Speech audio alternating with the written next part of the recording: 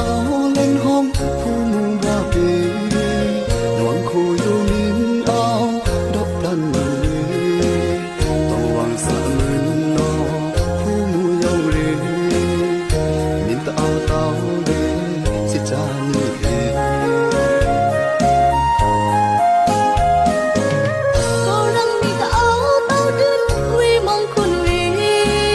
hoàng khôi yêu ta ân đã tao áo bị nửa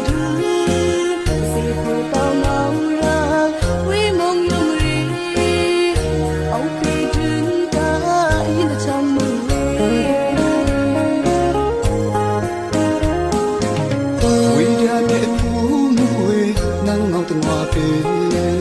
trên mẹ đi nhớ mùi nào hoa ta sang đi về làm quên đâu vì dòng đi cho đã quăng đi về lo cả cuộc đã lo cuộc từ đường đi về trong nghĩ cho không ta xa hoa về yêu ba min tan tan chỉ làm tan lệ cả phiền sự nhỉ dù xa đông lạnh giá nhìn chàng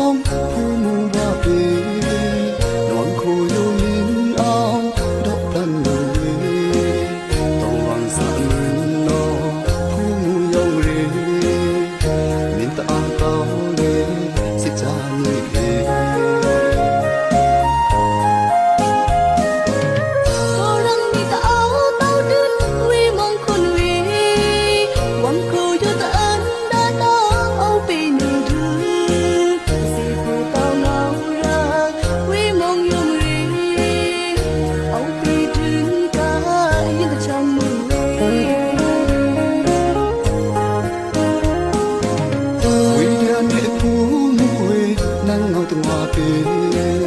trên mẹ đi nhớ mùi nào hoa ta sang đi về làm quên đâu vì dòng đi cho đã quăng đi về lo cả cuộc đã lo cuộc từ đường đi về trong nghĩ cho không ta xa hoa về yêu ba min tan tan chỉ làm tan lệ cả phiền sự nhỉ dù xa đông lạnh giá nhìn